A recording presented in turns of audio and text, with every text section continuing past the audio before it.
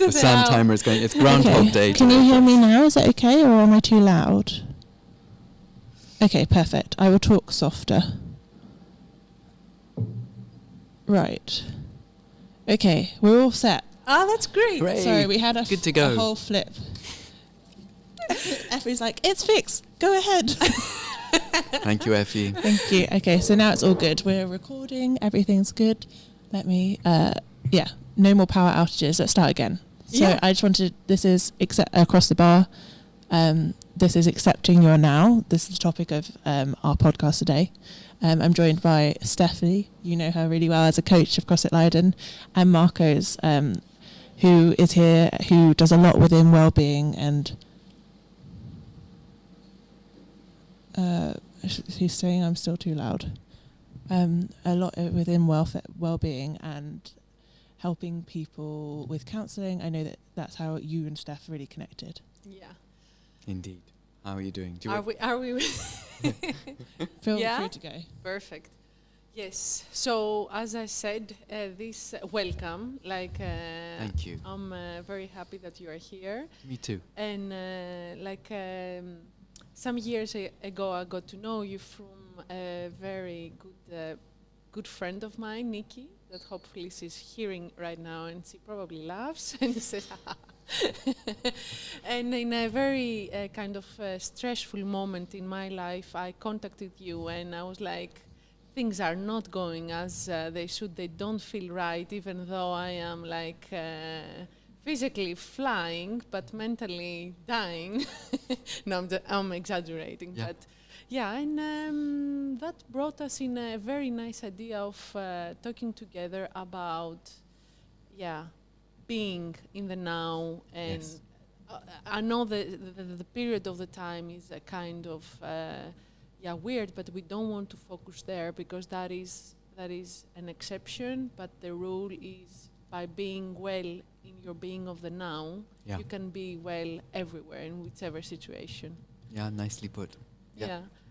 I would love if you could introduce yourself, because our community doesn't know you now. It's a perfect opportunity to introduce yourself and your work. Great. Thank you. That's a really nice introduction. So I'm Marco, and as you say, we've known each other a few years now. And it feels like a few years. I don't know if it is that long, but a lot of my work, as you said, is around well-being. So I work as a coach and a counsellor, and I work in organisations. And one of the bits of my background is also around connecting people to nature, which is something that I feel strongly about, and I've got some experience with. So it's great to be here, and I'm excited by what will come up in our conversations. I am very interested into letting us know how we came up with this name, with accepting your now. Okay. So we had a few attempts at, do you remember, at what we were going to call this thing, and it went through several iterations, and sometimes it had the words head, heart, and hands in it, and sometimes it had looking after the whole person or something like that. And you came up with Accepting Your Now, which was a really nice summary of what I wanted to bring and talk about, which does have a lot to do with being in the moment and with our well-being and with accepting, as you're talking about. And I suppose to talk to the aims of this session, we would really love to just explore a little bit about this theme of well-being and gratitude in particular as a practice and as a habit, and to give some examples, and maybe to even try out, if you both are willing to try something out, and you can be guinea pigs for me, and try out some practices. So my hope is that it will be a stimulating, interactive discussion, and that you will also have some take-homes from this. Why gratitude? Why gratitude? So one of the things that we were talking about when we talked about these podcasts is the fact that at CrossFit you spend a lot of focus on habit forming, and gratitude is also a habit. So whilst you might spend a lot of your time forming habits, building muscle, building strength, building resilience, building one's heart, one's capacity for fitness, and all those kind of great things, gratitude is also a habit. So we were laughing earlier in the take that didn't work about I can't bear doing press-ups because I find them really hard. and there's nothing like a sort of, after 20 press-ups, I think I can't do it anymore. And I will often say to people that it might be that as you form more well-being muscle, you build your musculature. I can't say it. Your muscles. One of them. Yeah, thank you. When you build your muscles around well-being, there are times when it may not feel that easy or that natural to you. But like everything, once I've done a few press-ups and a few more, then the next day it gets easier. And it's exactly the same with these well-being techniques. About push-ups, you said. Oh, is that different? No, so it's an Americanism. So basically, in British English, you say press-ups, but in American English, you say push-ups. That's why there's a difference. But they're the same exercise. I didn't know that. So it's purely just a Britishism Thank and an you Americanism. for pointing that out. So yes, we're all good. Yes, because if you ask me to I do hate push-ups, I'm not sure what I would do. Too. Yeah, okay. Yeah. We're in the same club. I'm in the same club as you. They're both difficult. So why gratitude? It's one of those habits that we know from research. It's called a keystone habit. So by that it means it's one of those habits that once you developed it, alongside it come a whole load of other positive habits which are easier to acquire. So it's not like it's the center, but a little bit like a spider's web starts with a central ring and then they expand out. Actually, if you've got that structure in place, you can then build a whole web of well-being for yourself. Like the stone in the lake. Indeed, exactly, or precisely that. So I deliberately chose gratitude, because I think it's something that there are so many forms of gratitude that we can practice, from really simple daily ones to ones that might take us a bit of... So, for example, I find journaling not that easy. It's not a natural muscle for me. I like chatting to people. So if someone says, Marco, why don't you do some journaling? I really need to stretch a muscle. But before I do journaling, there are lots of things that I can do to get me en route. So it's a little bit like you wouldn't force someone to do 100 push-ups first time. Yeah. You'd get them to build towards that. So I hope that we can, in this time together, just share some of the range of what's possible here. Yeah, and what are examples of gratitude? Like, how can gratitude manifest itself in different facets of who we are and what we do? Do you have a few, like maybe it's easier for people to understand? Absolutely. And we may come back onto this later on as well. But for example, let's say you wake up in the morning and you haven't had a good night's sleep. And that can lead you to feel grumpy, and you've got a difficult day ahead of you, and it's quite stressful, and you've got work that you've not fully prepared for, or whatever it might be. There's something about, you might think, well, where on earth does gratitude fit into all that? I've got no time for gratitude. But just imagine, I had a teacher who once said to me, imagine that every day is filled with hundreds of thousands of decision points in the day, most of them unconscious, we just do them mechanically, automatically.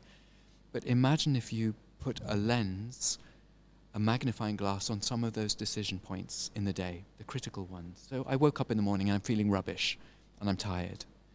I could, if I choose to go on autopilot, just carry on a negative spiral downwards, and then I stub my toe, and then I'm angry, and then there's no coffee, and then before I know it, I'm really in a bad place. Or I could catch myself accepting the now. I could catch myself in a moment and say, oh, just what I did there, in a way, breathe.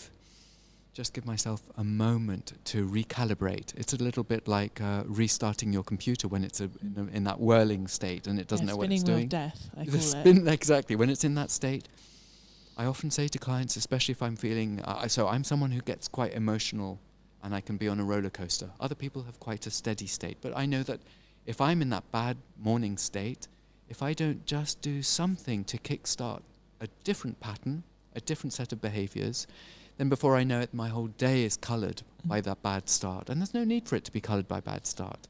It could equally, picking all those hundreds of thousands of decision points, it could start on an upward spiral. Mm-hmm. So Izzy, in answer to your question, which I'm getting towards, it might be that I might start with a few simple deep breaths. Or it might be that I say to myself, okay, I had a bit of a shit night. Yeah, kindness. what can I do? What can I look forward to? What can I give thanks for? Well, actually, my duvet feels beautifully warm. I've got a bed. I've got a roof over my head. It rained all night. I'm not wet. So, there are also, and they may sound like silly things, but once we start acknowledging what is and practicing this layering of, actually, I've got a lot to be grateful for, then life starts to get easier. And then I'm in a better capacity and space to make better choices through the day. I love before you said to breathe kindness. Take a breath of kindness for yourself. Yes. And realize that it's not all that negative. You are also a factor making it. You are also taking this to make it your own, your negativity, Yes. or even upsetting news from the outside. Yeah. That is also what we are bombarded at this moment. We with are.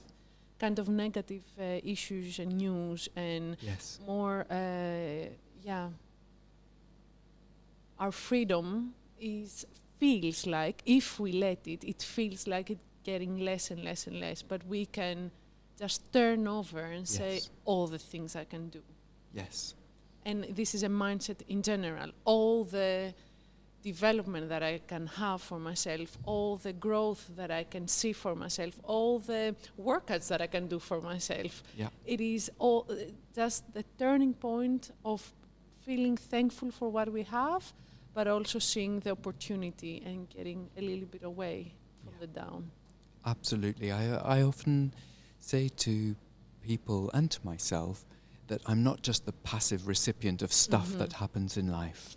I'm the co-author of my life, continually responding to whatever it is, external stimulus or an internal stimulus, noticing my own cognitive patterns. When I'm giving myself a hard time and I've got that monkey on my shoulder going, na, na, na, na, na, na, criticizing, I can also choose to say, okay, well, I know that monkey's there, but there's another one on the other side which has a potential to actually be kinder to myself. So I love the co-author. yeah, I the love co-authorship of our Yeah. lives. Yeah. Yes. Because I think that is the truth. That is the reality that for most of us, we've got co-authorship. We've got the ability to change things.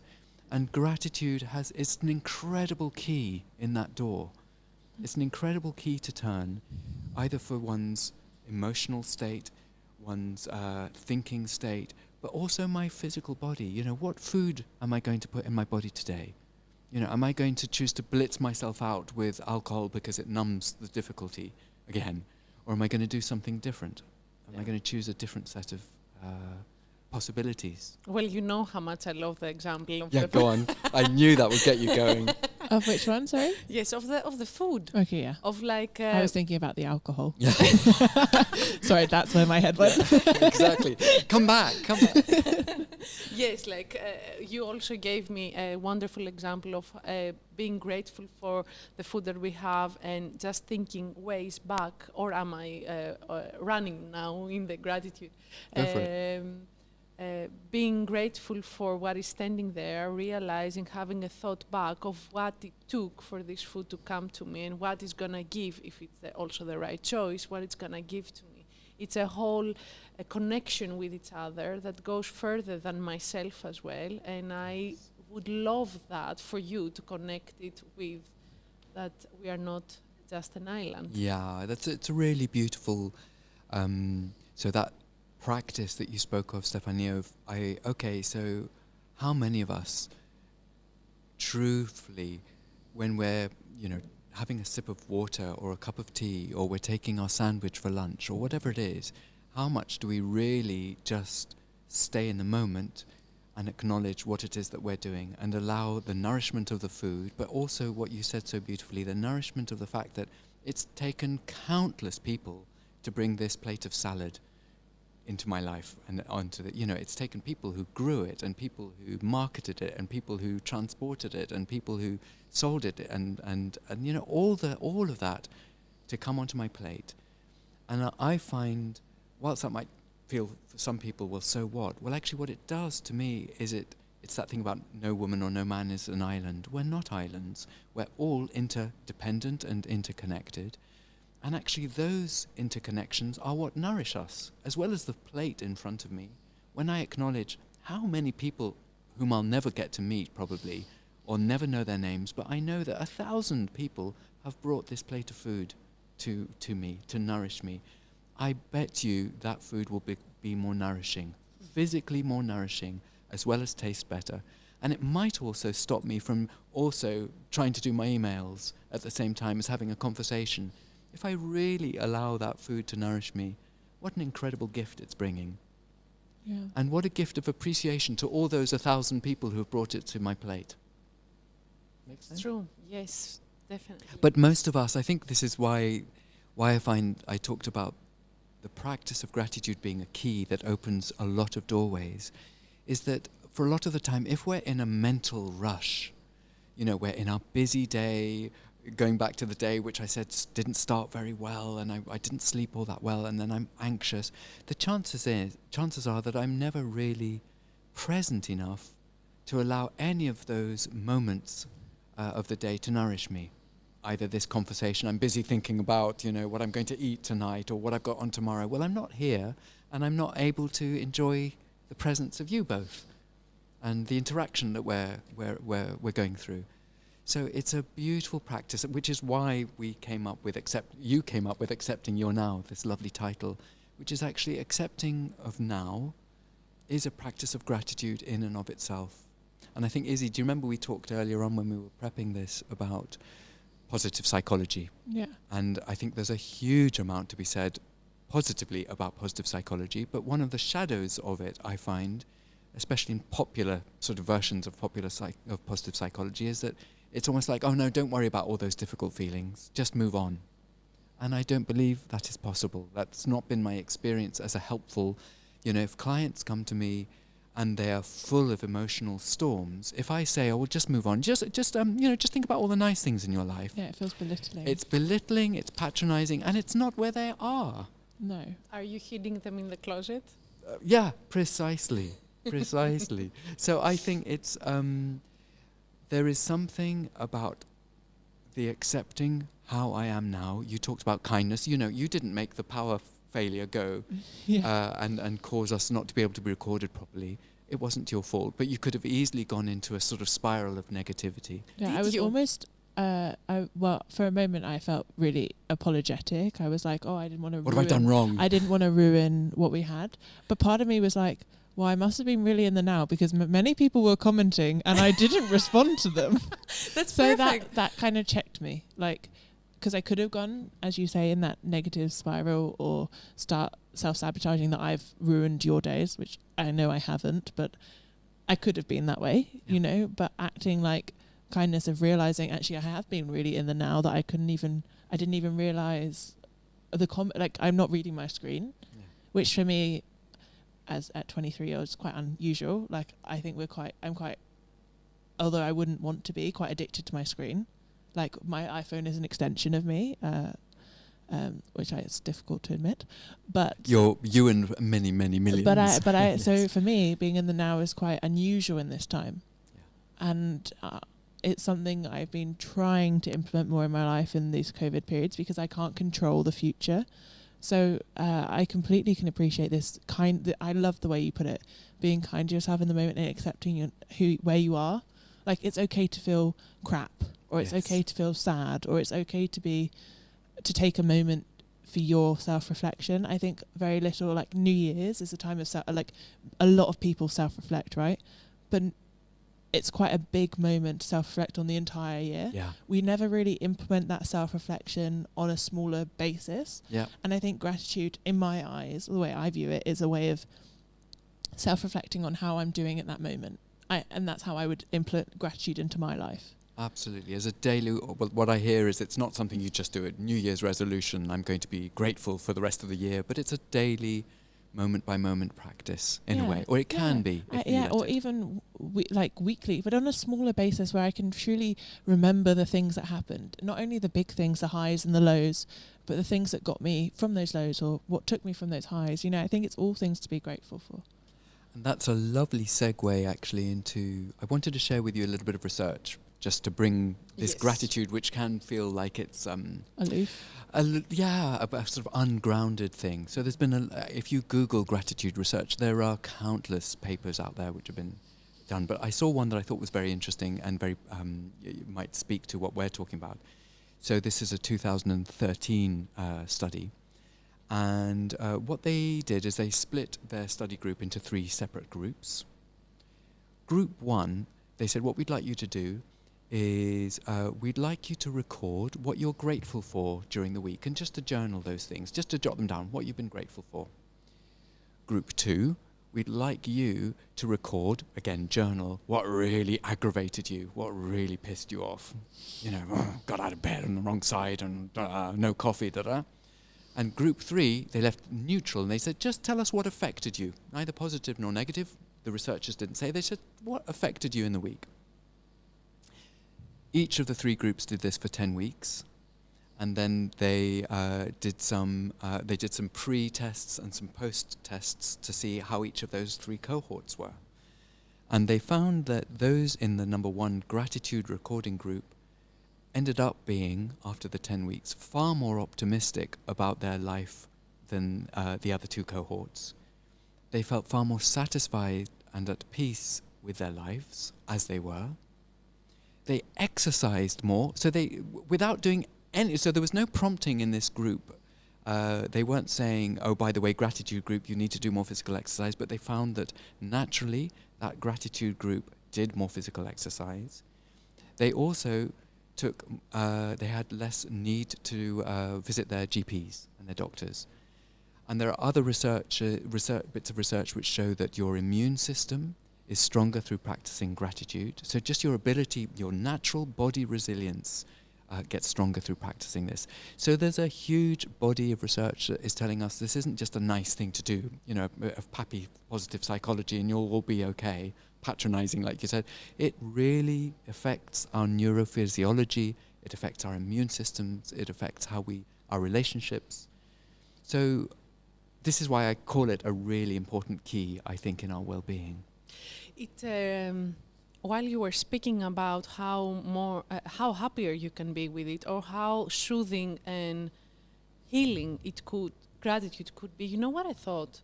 I was like, it's like, I like to put things into real life. I'm also a little bit flowing sometimes, but I'm also practical. When you have a scratch that your body is having the intention and the capabilities to heal itself, Yes. right? We take this for granted, but gratitude, while you were speaking, that is exactly what mirrored. That is not the practical way, the more airy way to heal what your soul is searching maybe, or what it's not getting, like a scratch. Ah, okay. So you're seeing gratitude as a healing. It's like giving you a signal Yeah. that there's something that's healing or needing Yeah. attention. Maybe that is because our bodies have we don't gonna go to the hospital or put medicines or for a scratch, you know, we have the ability to heal ourselves. We do. Yeah. We do hugely. It's a lovely example. And I thought just to share a little bit more about the benefits of gratitude, just on the research side, and then we can move on to some practices. And I'd love to trial something with you both, Sure, if that's okay. I'd love to be a guinea pig. So forgive me for reading some of this. Just so there's research that also demonstrates the physical benefits of gratitude, and so another piece of research found from around the same time, the early 2000s, that people who practice gratitude actually feel less physical pain, which might seem like an extraordinary finding, but these were studies of people who had quite long-term conditions, living with daily chronic pain, and actually they found that through gratitude at the pain clinics they attended, they were able to, they reported less pain. So there's something about the practice of gratitude, and I don't understand the neurophysiology, so I'm not going to try and, but there is evidence there. We talked about immune systems. There's also research into relationships and how gratitude plays out there, and some studies of various types, but there's been studies of couples who found that when they took time to express gratitude with their partner, they not only felt more positive towards the other person, But they also, interestingly, found it easier to weather the storms between them as a couple. Isn't it? I find that interesting. So it's not just gooey niceness. Oh, I really love the way you made that cup of tea. Tra la la la la.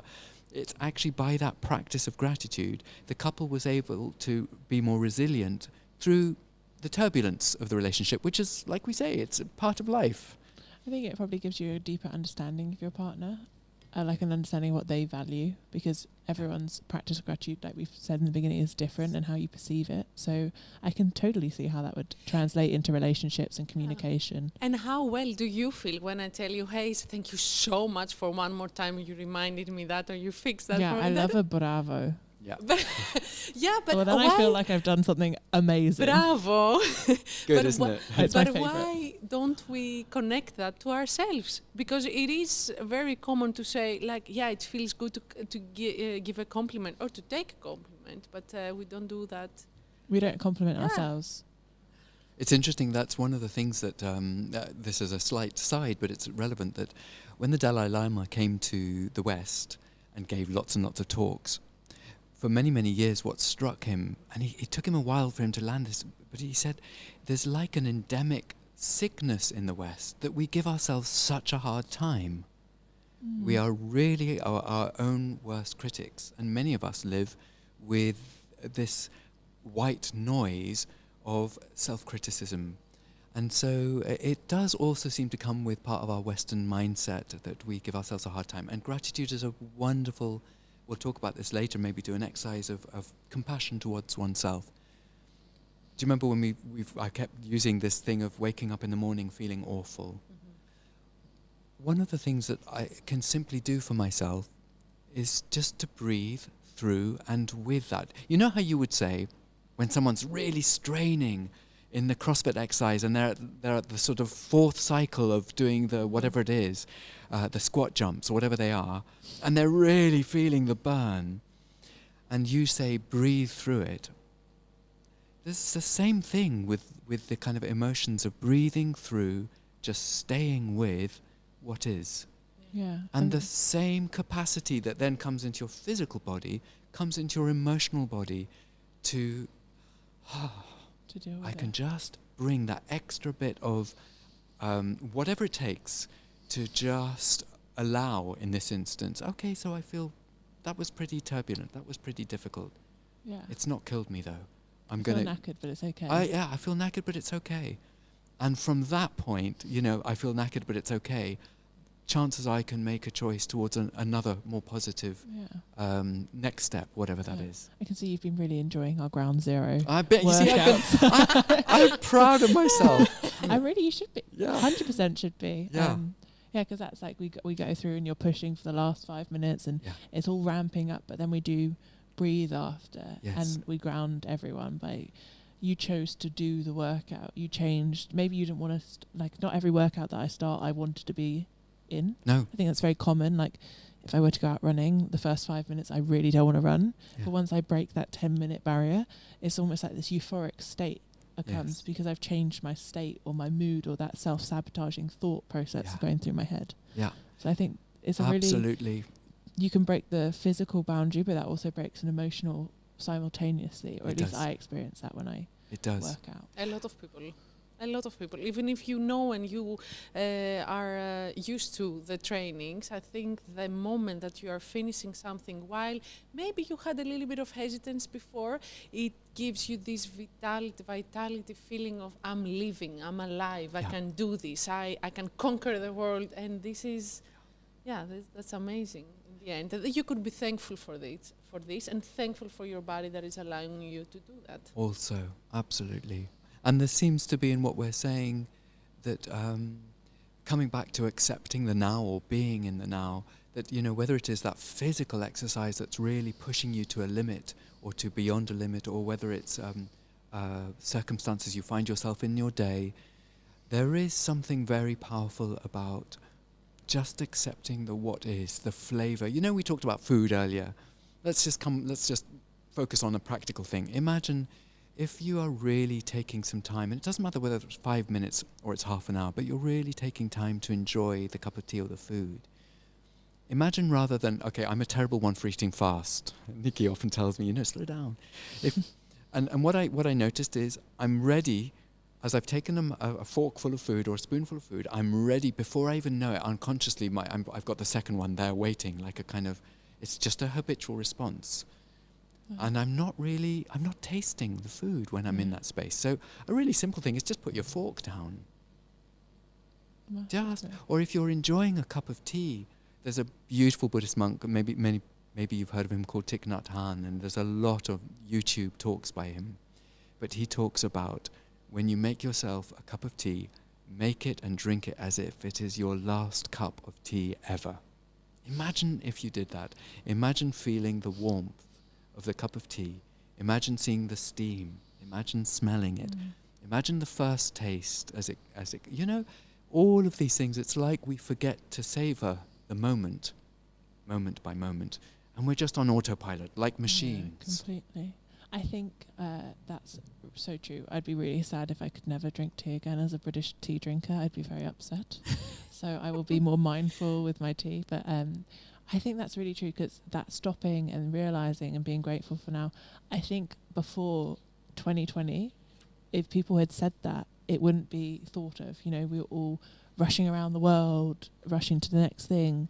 I think now it's made a lot of us stop and be grateful for what we are right now, what we can do, what we are allowed to, or have the option or choice to do. I think this is even more prudent now, going into maybe a time that's hopefully trajectory out of it, that we keep these practices in place. Absolutely. And well, I'd like to try something with you both. Yeah, please. Exactly in that vein. So I mentioned earlier about being out in nature, and in fact you said also, Izzy, about there's nothing stopping us from being able to take, other than our own habits, from just taking some time to be in nature. And what I'd like to do is just talk you through maybe a 2-minute resourcing exercise, which is imagining that, so even though we're indoors now, this is incredible, I find, about what we know about us as human beings, is that we have the power to recollect experiences and bring them to life as if they are in the here and now. And that actually changes our whole physiology. So I'm not going to yap too much about it. I'm going to just invite you to do it, okay? Yeah. Don't send messages to Izzy now. She's not going Here we to go. watch the screen. Yeah, I'm not looking at the screen, guys. Okay. My focus is on this. So here it is. This is a really simple but profound way of, especially if you're finding yourself in a bit of a storm or in a bad place, of recalibrating and bringing yourself back to the here and now, and giving yourself a boost. So you can either do this closing your eyes, or you can do this by just letting a soft gaze, looking downwards, just avert your gaze downwards. And just for a moment or two, just track your breathing. Your breathing in and out. I'm not asking you to change anything about your breathing, just notice it, where it lands in your body, whether it's high up in your chest or it's around your stomach area or deep in your belly. Just notice your breathing. And as you're noticing, I'm going to invite you to imagine and remember a place in nature where you have felt really happy and at peace and joyous. And it could be a time when you're on your own, or you could be with friends or with family. It could be on a beach or a mountaintop. It doesn't matter where it is, but it's somewhere in nature, a woodland. See if you can bring that mental picture to mind. Just give me both a little bit of a nod if you've got something that's emerging. Great, okay. So what I'm going to ask you to do now is to imagine turning up the volume, if you like. If you had control of the volume of the colour. Can you imagine? And Izzy, I can see you smiling already. So imagine that you could turn up the volume of the colour. What was the colours like when you were in this beautiful place? Not only the volume knob on the colour, but the volume knob on the sounds. Can you remember the sounds? What was happening? Was it the sound of the wind or the sea? Were people there with you? Were you laughing? What was going on? Just really imagine that scene fully in incredible multicolour. What were you wearing? just bring it to life and continue bringing yourself back into that experience as if it is happening here and now. And I can see both your faces softening and smiling, which is part of the miracle of this exercise, I think, that we can't help but just allow that feeling to come back. Truly, that is embedded in your beings, that experience. You can call it back. Just notice, is there something else that was magical, incredible about that? What was it?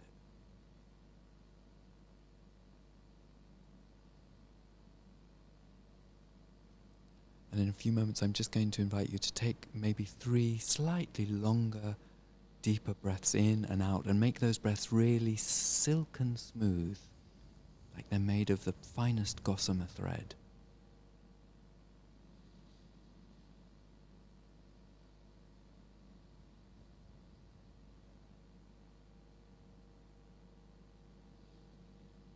And when you're ready, just open your eyes and come back into this space across the table. How was it? You're both smiling like big Cheshire cats. What was it like? Stefania, I'll go on. I'm not expecting an answer. I'm just genuinely curious. What was that like? It's very interesting to understand that you then take the moment to enjoy the moments that you have already lived.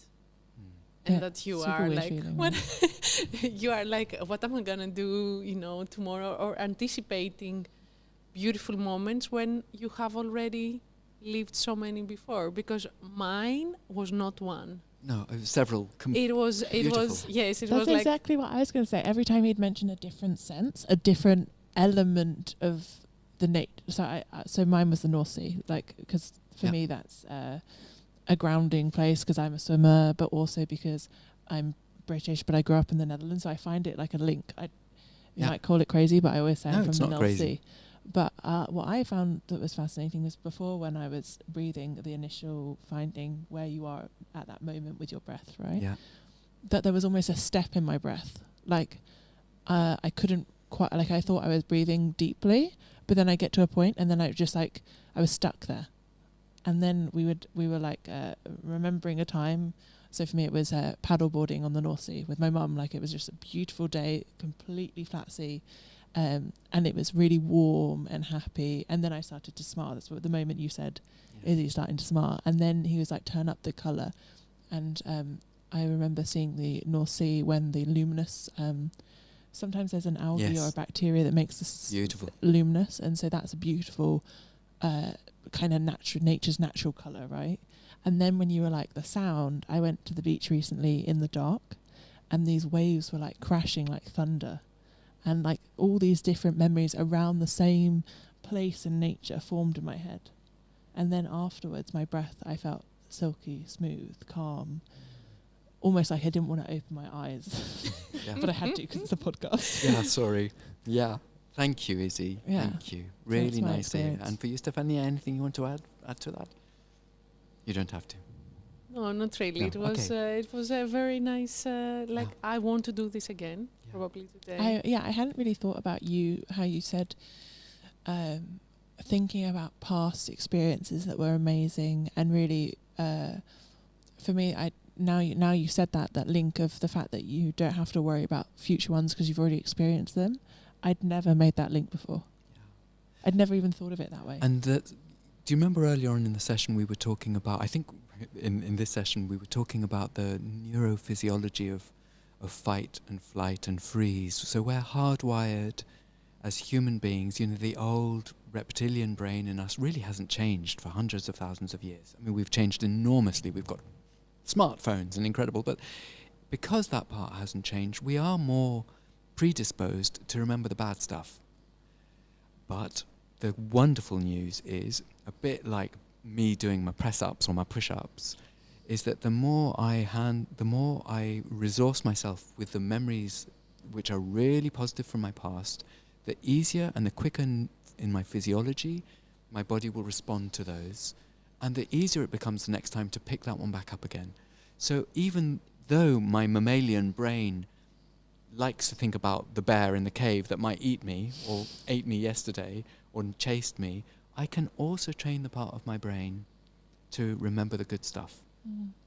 And that too is part of gratitude. It's a practice, you know, because I could sit there wallowing in all the awful, terrible things that have happened.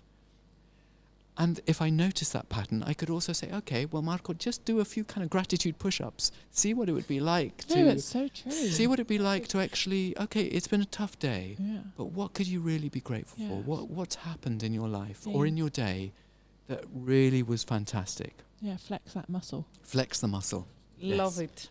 I really want to do this. The You to do compassion. this. Okay. So this is similar. I'll Stefania is pointing to something where we've written, compassion begins with yourself. And I just want to read the quote from the Buddha because it's so extraordinary. You can search throughout the entire universe for someone who is more deserving of your love and affection than you are yourself. And that person is not to be found anywhere. You yourself, as much as anybody in the entire universe, deserves your love and affection. And I feel this says it all, that it is a choice whether we practice kindness for ourselves. And it's not a muscle that's easy for many of us. And we've grown up with a lots of, conditioning about you're not good enough or criticism or we're perfectionist tendencies and we've got to get everything right. And my God, what happens if I don't? Tra-la-la. We've got all these stories going on.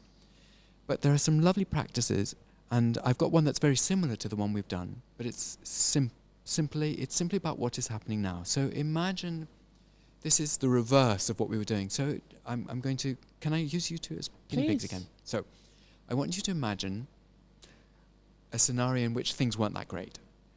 Please don't choose number 10 on the Richter scale of really phenomenally awful, because we don't have time to pick each other up off the floor, but choose something around a 4 or 5 where things wasn't that great. And I would like to talk you through a self-compassion exercise which is very similar to what we did. Is that okay? Mm-hmm. So I'm going to invite you just for now, just call to mind that scenario where something you really didn't feel good about yourself. Things really didn't work out as you had hoped. And just give me a nod when that scenario is, you've kind of got that. Okay. Generally, it doesn't take people very long. They've got bucket loads of them. So, okay, you've got the scenario. And what I'd like to invite you to do is to, again, just allow your breathing to be soft. Don't force it. Just allow breath to come in and out. And this might sound like a strange invitation, but I want to encourage you to soften the muscles of your face. So if you're experiencing any tension anywhere in your face, in your eyes, your eyebrows, your forehead, your cheeks, your mouth, your chin, try and actively soften that. And as you're breathing with that softness and remembering that scenario where you didn't feel so good, I'd like to encourage you to look at yourself with the kinds of softness in your eyes that you would look to a loved one, to a friend, to a partner, to a beloved pet. Can you imagine that real softness that you hold, where it's unconditional love? Just imagine you're holding and you're looking at that scenario which wasn't so great, but you're looking through those soft eyes at yourself in that scenario. And keep breathing with that softness.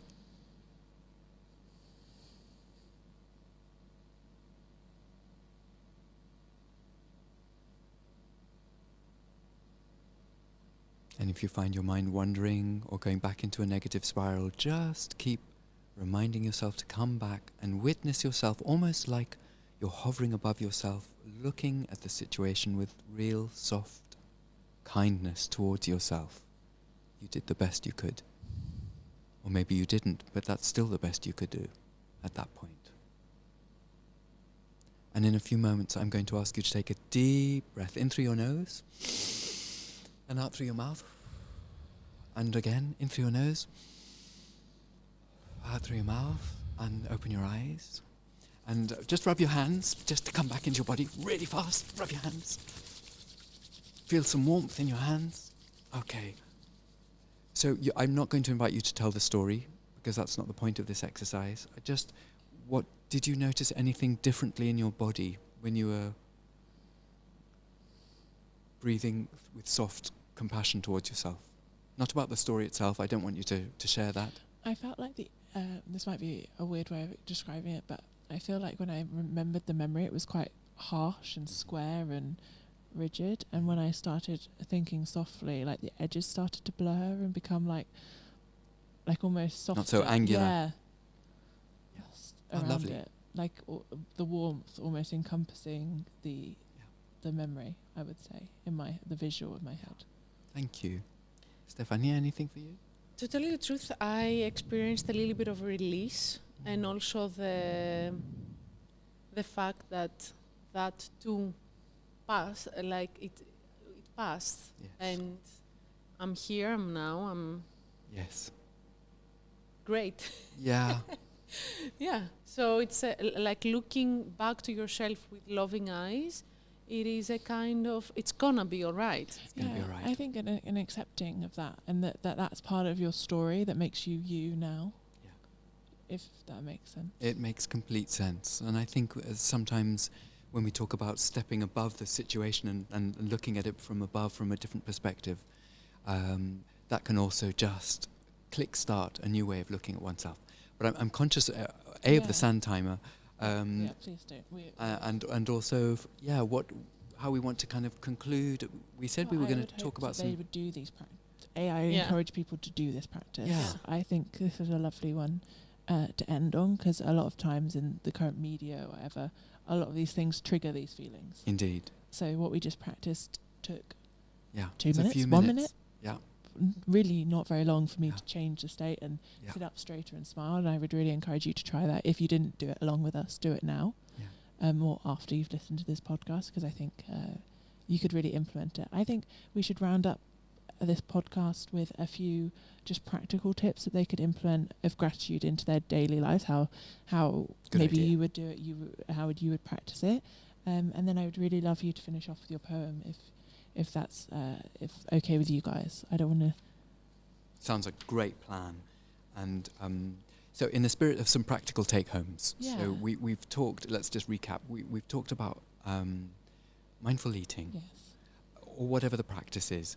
We're all encouraged to wash our hands more often and for longer. Well, what happens if you when you wash your hands, you really take time to notice that, to notice the temperature, the soap, to notice the warm dryer or the towel. And really, for the first time, as if you were a child doing it for the very first time. Wow, what's this like? I can play with the water. What's the soap like? Take those daily practices and really be grateful for them. Really notice what you notice. Yeah. Be mindful in the moment. Be mindful. You can't get that wrong. All you can do is notice. You Yeah. can't. There's no way of getting mindfulness wrong, I say to people. You just notice what you notice. Yeah. We did talk about keeping a gratitude journal.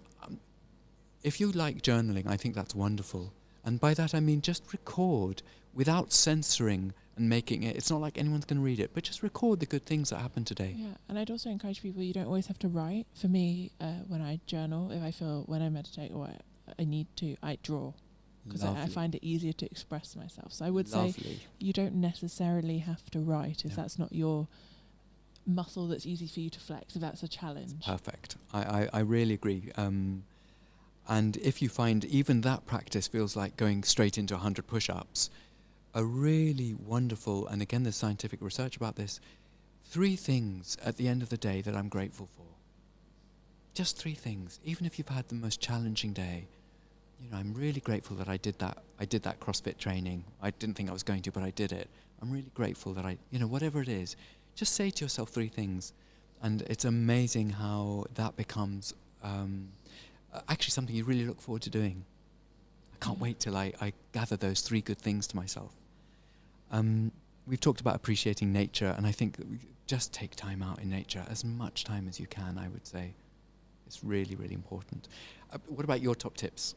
Have you got a top gratitude tip, something that you want to throw into the mix? Oh. I like my gratitude or my moment of being aware. I have it almost every day because I shower every day. Wow, and I showered with closed lights. Yeah. Oh, lovely. And being as dark as Yeah. possible, I experience calmness through it. Yeah. And I am just like, I'm gonna do my best today. I have high maybe expectations, but I also like anticipating for things that I can accomplish well today. Mhm. Yeah. And let's do this. Let's start. Like I like to pump myself in a good way, but also in that shower, dark shower, Yeah. really wash my hair very nicely and put my creams and Yeah. like I feel that while you take the time to take care of yourself, you are proud of yourself at the same time. 100%. Beautiful. Yeah, I think for mine, most recently, is apart from journaling or writing to-dos, like to stop myself thinking. Another one would be for me is post-workout, like the first workout of this year on the 2nd that I did. Yeah. I so didn't want to do it. I didn't want to do any of it. I didn't want to be there. But then I did it, and afterwards there's a moment where we lie down and we stretch, and I just checked in and I was like, my body is so thankful that I raised my heart rate, that I breathed through it, that I got through it. Like, it wasn't something I enjoyed right that moment, but after it, the euphoric feeling that moment then, that now, that's what I absorbed from that feeling, and that took away, and it made me want to do a workout the next day. Do the next one. So I think maybe it's not as big, but it's a small moment of gratitude. It's huge because Yes. also like what I'm saying a lot of time, I'm sorry, I'm going to end this. With nutrition, a lot of times, think the time that you said, because we are also saying, I have so many things on the table, just the first no, how proud you feel about this first no. If you just keep on thinking how well it made you taking control of this situation, it can just make wonders. You can multiply it. You can do it all over completely. again. It is a gratitude practice I Yeah. try and implement, like by putting your clothes out and putting your exercise and things on, and then trying to get through a workout. And even if at that moment then you don't want to work out, like 9 out of 10 times you will do the workout and feel better. But it's okay also to accept the now and feel like my body can't do this right now, and be grateful that I tried, and I did the best in that moment I could. And I think that's Absolutely. kind of linking to what you It's said. completely linking. Thank you.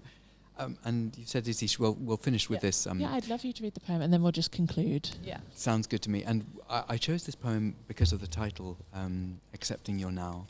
And it's called The Guest House, and it's by a fairly well-known Sufi poet and mystic called Rumi.